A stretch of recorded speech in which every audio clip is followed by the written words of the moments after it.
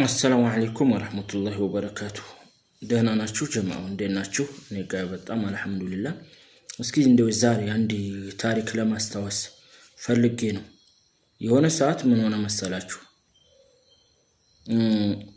ጥርስ ይባላል ምላስን አንቺ ምላስ አርፈሽ ተቀመጪ፣ እኔ በጣም ጉልበት ስላለኝ በአንድ ጊዜ ፈረጫጭቄ አኝኬ ነው አላምጬ የምተፋሽ አላት ይባላል።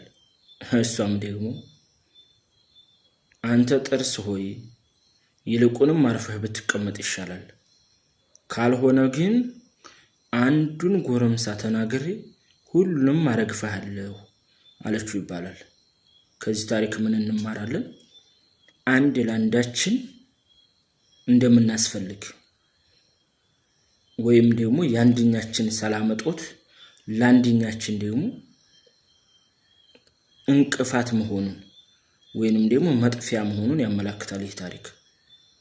አንድ ለአንዳችን እናስፈልጋለን። ሁላችንም ለሁላችንም ጥቅሞች ነን።